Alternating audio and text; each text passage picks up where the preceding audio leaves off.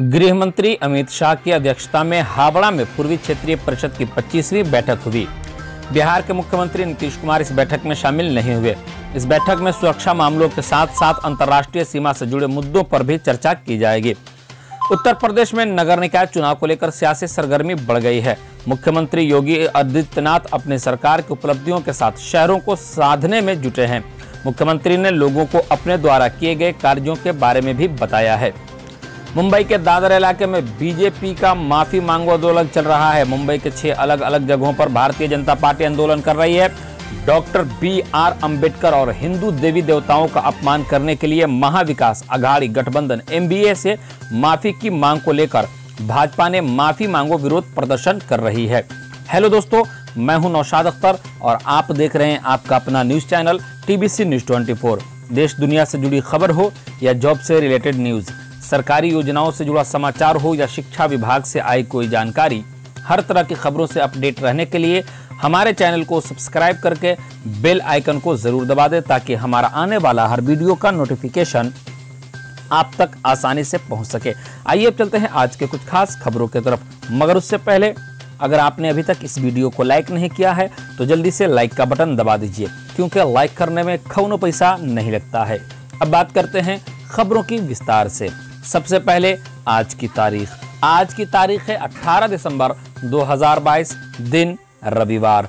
उर्दू तारीख 23 जमादिल अव्वल 1444 हिजरी, दिन इतवार। अब वक्त है ब्रेकिंग न्यूज का।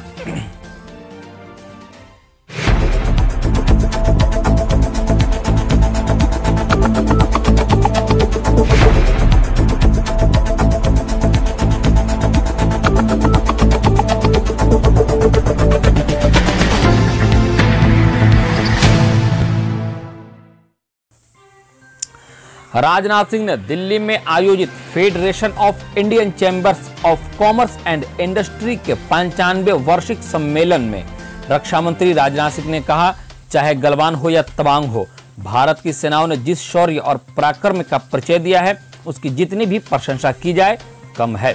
भारतीय और चीनी सैनिकों के बीच हुई झड़प के बाद केंद्रीय मंत्री किरेन रिजिजू ने शनिवार को तवांग के यंगत्से क्षेत्र का दौरा किया। किरेन रिजिजू ने कहा, भारतीय सेना के बहादुर जवानों की पर्याप्त तैनाती के कारण यह क्षेत्र पूरी तरह से सुरक्षित है। पश्चिम बंगाल की राजधानी कोलकाता में ईस्टर्न जोनल काउंसिल की बैठक हुई। इस बैठक की अध्यक्षता केंद्रीय गृह मंत्री अमित शाह ने की। इस बैठक में पश्चिम बंगाल, बिहार, झारखंड, ओडिशा और सिक्किम के मुख्यमंत्रियों या उनके प्रतिनिधि भी शामिल हुए हैं। बैठक में BSF के अधिकारी भी मौजूद हैं। ऑस्ट्रेलिया और दक्षिण अफ्रीका के बीच खेले जा रहे पहले टेस्ट मैच के पहले दिन दोनों देशों के खिलाड़ियों को काली पट्टी बांधकर खेलते हुए देखा गया। दोनों ही देशों के खिलाड़ी मैच शुरू होने से पहले 1 मिनट का मौन भी रखे हुए दिखाई दिए।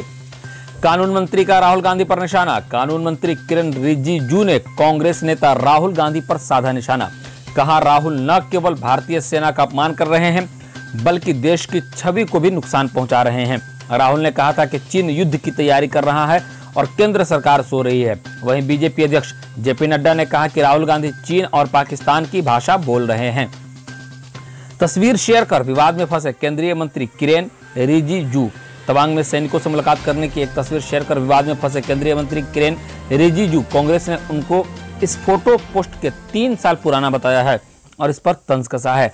कांग्रेस प्रवक्ता BV श्रीनिवास रिजिजू जी को दोनों फोटो के एक साथ ट्वीट करते हुए लिखा है कि 2019 की तस्वीर का इस्तेमाल 2022 में सुरक्षा का भरोसा दिलाया जा रहा है। रक्षा मंत्री ने भारतीय सेना की तारीफ की। रक्षा मंत्री राजनाथ सिंह ने कहा कि सेना के तारीफ में गलवान हो या फिर तवांग, भारतीय सैनिकों ने जो बहादुरी दिखाई है उसकी जितनी भी प्रशंसा की जाए कम है। चीन का नाम लिए बिना उस पर निशाना साधते हुए राजनाथ ने कहा, जब मैं कह रहा हूं कि हम एक महाशक्ति बनने की आकांक्षा रखते हैं तो यह कभी नहीं समझा जाना चाहिए कि हम दुनिया के देशों पर हावी होना चाहते हैं। हमारा किसी देश के 1 इंच भी जमीन पर कब्जा करने का कोई इरादा नहीं है। उधर कांग्रेस के अध्यक्ष मल्लिकार्जुन खड़गे ने सरकार को घेरते हुए सवाल किया कि सरकार संसद में चीन पर चर्चा कब करवाएगी। ममता बनर्जी और BSF अधिकारियों के बीच बहस। कोलकाता में शनिवार को पश्चिम बंगाल के मुख्यमंत्री ममता बनर्जी और BSF अधिकारियों के बीच बहस हो गई। मीडिया रिपोर्ट्स के मुताबिक इस दौरान गृह मंत्री अमित शाह भी मौजूद थे। यह वाकया हावड़ा में ईस्टर्न जोनल काउंसिल की बैठक के दौरान हुआ। ममता बीएसएफ के बॉर्डर को 50 किलोमीटर अंदर तक कार्रवाई के अधिकार देने से नाराज हैं। उनका कहना है कि इससे आम लोगों को परेशानी हो रही है।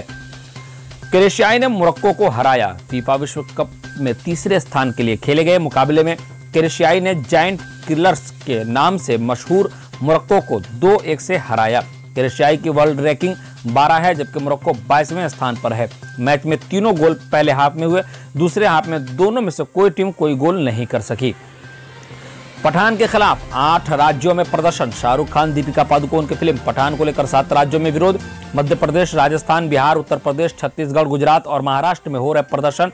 बिहार के मुजफ्फरपुर शाहरुख खान और दीपिका पादुकोण सहित 5 लोगों पर धार्मिक भावना को ठेस पहुंचाने और अश्लीलता फैलाने के आरोप में केस दर्ज किया गया है।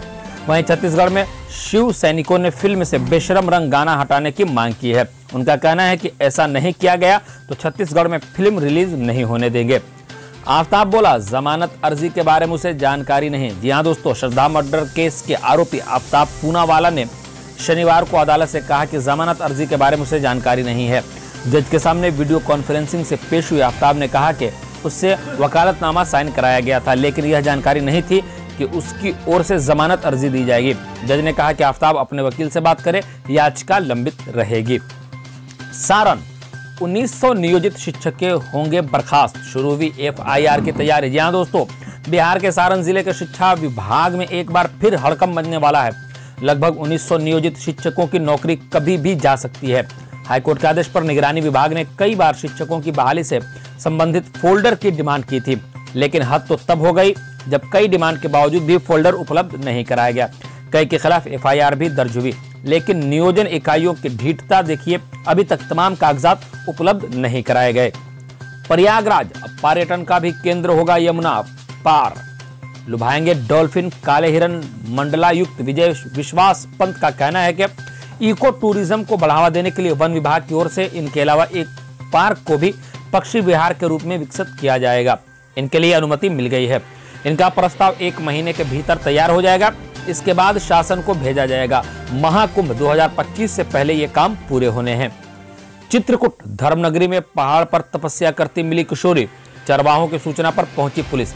यूपी के चित्रकूट में पहाड़ पर एक किशोरी को तपस्या करने की जानकारी मिलने के बाद जिले में हड़कंप मच गया। संबंधित थाने की पुलिस मौके पर पहुंची और किशोरी से पूछताछ की है।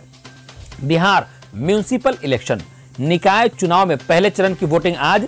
जानिए कब और कहां आएगा रिजल्ट। बिहार नगर निगम चुनाव 2022 के लिए आज पहले चरण के तहत वोट डाले जा रहे हैं।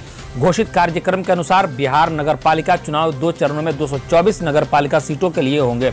दूसरे चरण का मतदान 28 दिसंबर को होगा। पहले चरण का मतदान की मतगणना 20 दिसंबर को मंगलवार को होगी। दूसरे चरण के मतदान की मतगणना भी बताई जाएगी। शराबबंदी है, फिर भी सबसे ज्यादा दारू पीने वाले गुजरात में, बोले केंद्रीय मंत्री। लोग बोले चुनाव के पहले बोलते तो सस्पेंड होना तय था। भारतीय जनता पार्टी बीजेपी शासित गुजरात में शराब पर बैन है, मगर प्रधानमंत्री नरेंद्र मोदी के नेतृत्व वाली एनडीए सरकार के एक मंत्री ने दावा किया है कि वहां पर प्रतिबंध के बाद भी लोग सबसे ज्यादा शराब पी रहे हैं। केंद्रीय इस्पात राज्य मंत्री और ग्रामीण विकास और मंडला से भाजपा सांसद फग्गन सिंह कुलस्ते ने यह बात मध्य प्रदेश की राजधानी भोपाल में कही। वह शनिवार 17 दिसंबर 2022 को वाल्मीकि परिसर में ये बात उन्होंने कही थी। घर में नहीं दाने, चले परमाणु बम गिराने। अब पाक मंत्री की भारत को धमकी, हमने एटम बम खामोश बैठने के लिए नहीं बनाया। जी हां दोस्तों, भारत द्वारा पाकिस्तान के विदेश मंत्री बिलावल भुट्टो जरदारी द्वारा प्रधानमंत्री नरेंद्र मोदी को लेकर की गई अपमानजनक टिप्पणी का मामला तूल पकड़ता जा रहा है। जरदारी को फटकार लगाने के एक दिन बाद अब उनकी पार्टी पाकिस्तान पीपुल्स पार्टी PPP की नेता शाजिया मरी ने भारत को परमाणु युद्ध की धमकी दी है। चाणक्य जिंदा होते तो नीतीश को जोड़ते हाथ, चली ऐसी चाल, सच हो गई लालू यादव की कही पेट में दांत वाली बात। जहां दोस्तों, बिहार के मुख्यमंत्री नीतीश कुमार ने तेजस्वी यादव को 2025 के बिहार विधानसभा चुनाव के लिए महागठबंधन का नेता घोषित कर दिया है। इस घोषणा के साथ ही नीतीश कुमार ने एक बार फिर से साबित कर दिया है कि वह बिहार के राजनीति के सबसे बड़े चाणक्य हैं। इसमें के कुछ अहम पॉइंट हम बताते हैं कि नीतीश कुमार ने ऐसा क्यों किया, 2025 में बिहार में तेजस्वी के नेतृत्व में चुनाव लड़ने की बात क्यों कही गई। इसके कुछ अहम पॉइंट ये हैं कि नीतीश कुमार ने तेजस्वी यादव को 2025 के लिए महागठबंधन का नेता घोषित किया। नीतीश कुमार ने 2025 तक तेजस्वी यादव को सीएम बनाने की मांग को ठंडा कर दिया है।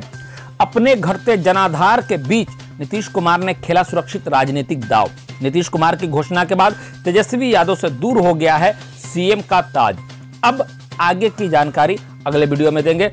तब तक के लिए दोस्तों, आपको कैसी लगी जानकारी हमारी, कमेंट करके जरूर बताएं और इसी तरह की जानकारी पाने के लिए हमारे चैनल को सब्सक्राइब करके बेल आइकन को जरूर दबा दें, ताकि इसी तरह जानकारी भरा वीडियो आप तक आसानी से पहुंच सके।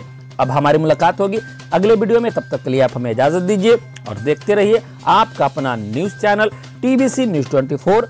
हर खबर सबसे पहले आप तक।